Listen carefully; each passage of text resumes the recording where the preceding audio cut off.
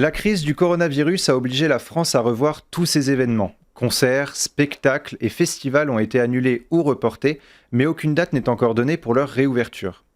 Pour le Lamano Festival, il était hors de question de priver son public du festival et ils ont décidé de le diffuser en live. Pour en parler avec nous dans le mag, Mathieu Labarthe de l'association essonnienne Liuban. Bonjour et bienvenue sur Sensation. Bonjour, merci de m'accueillir. Alors, l'association Liuban intervient souvent dans la création, l'organisation ou le soutien aux événements culturels. Quels sont les objectifs et les attentes de cette association? Donc nous, on est effectivement l'association Liuban dont je fais partie. Je suis un des cofondateurs avec deux autres collègues à moi. Nous, notre objectif, il est clair, on existe depuis maintenant 5 ans. On l'a monté dans un premier temps pour faire un festival dans le territoire essonnien et plus largement Grand Paris Sud. Donc on a monté l'association en 2015 avec cet objectif principal et finalement on s'est dit qu'on pouvait aller au-delà. Et c'est pour ça qu'aujourd'hui l'association Liuban, c'est une association d'organisation d'événements, mais également de médiation culturelle. Et dans ces objectifs, à notre échelle, on voulait transmettre un petit peu de culture dans notre territoire, le Grand Paris Sud, à travers des ateliers, des interventions dans les écoles et autres. Donc voilà, nous aujourd'hui, notre ambition a mûri un petit peu. On travaille beaucoup avec le Grand Paris Sud et on souhaite, à notre échelle, attirer des Parisiens dans la banlieue et devenir une partie de la vitrine culturelle du Grand Paris Sud. Voilà, c'est vraiment les objectifs principaux qu'on a chez Liuban et on fait tout pour les atteindre et avancer quoi qu'il arrive. Pourquoi ce désir d'attirer les Parisiens dans les banlieues?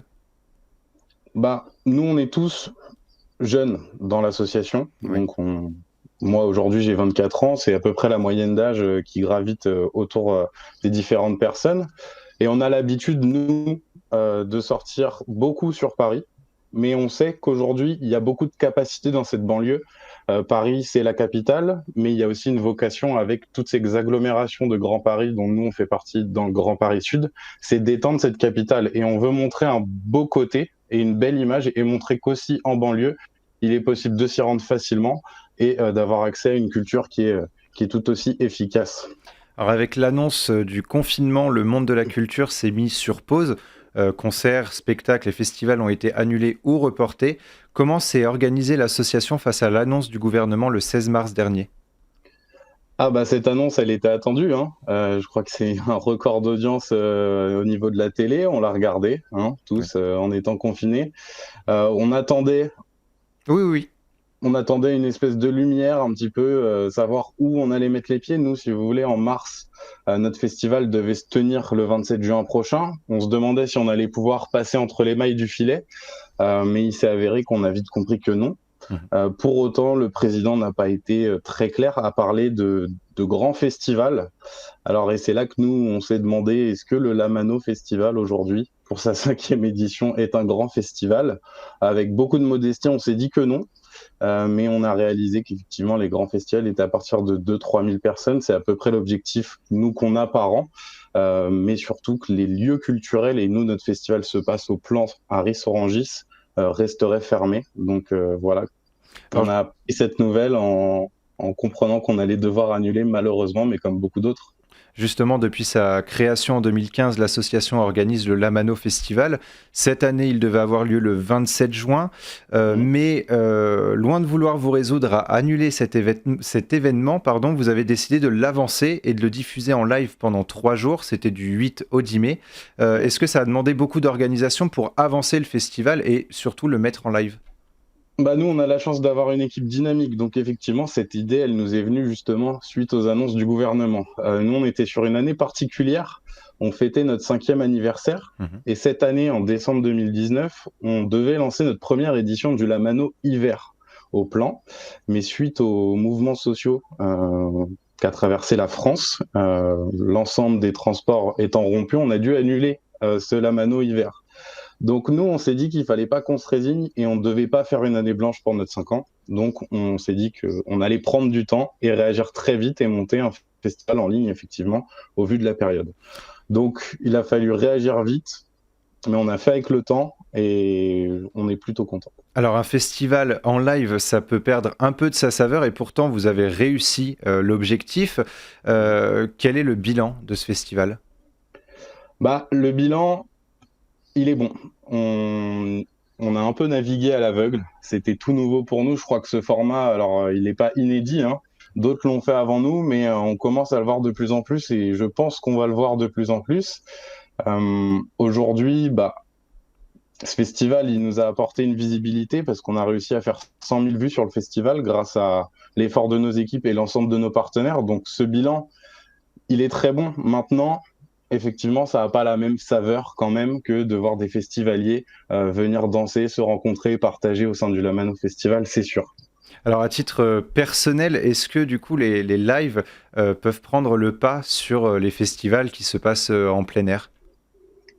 Le pas, je sais pas. Après, effectivement, d'un point de vue personnel, je pense que ce format va mûrir et qu'on va voir des projets sympas émerger à l'avenir. Nous, c'est vrai qu'il y a un an, on n'y avait pas du tout pensé. On savait qu'on pouvait faire du live sur Internet, mais on n'avait pas pensé à ce concept de festival. On l'a fait et effectivement, ça donne des idées et on risque de le revoir, oui. Maintenant, prendre le pas, j'espère pas en tout cas. Alors à travers le Lamano Festival online, vous avez lancé une collecte de dons reversés aux plus défavorisés. Cette année, vous avez décidé de reverser les fonds à Emmaüs et les grands voisins. Est-ce que selon vous, assez d'argent a été récolté pour leur venir en aide? Je pense que l'initiative, en tout cas, était là. Nous, on traverse une période difficile. Tous les acteurs de la culture, les techniciens, les intermittents, les artistes, enfin vraiment tous les acteurs rencontrent des difficultés en ce moment.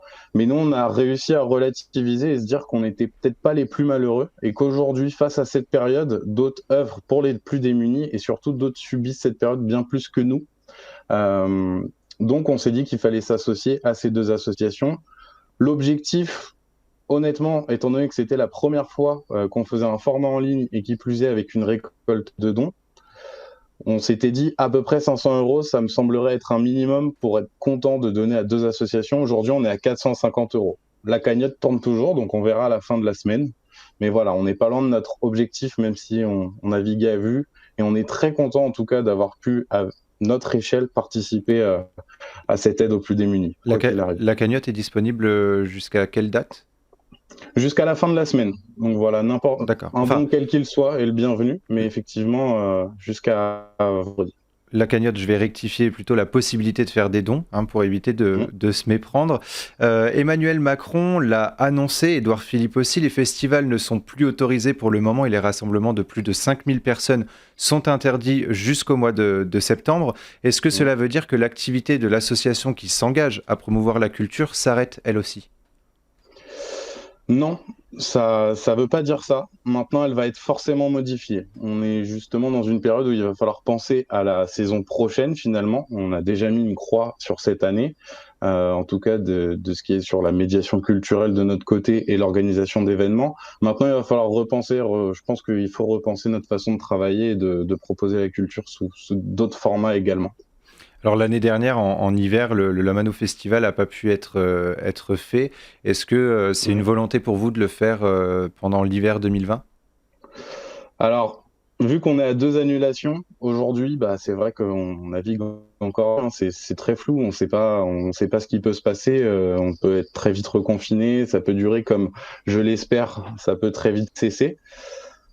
On voulait, dans un premier temps, mais on a très peur qu'en décembre, on subisse une troisième annulation. Alors nous, ce qu'on a préféré faire, c'est se reconcentrer sur l'édition 2021, Mhm. fêter dignement notre 5e édition et pourquoi pas changer le format. On est en train d'y réfléchir et peut-être sur 2 jours.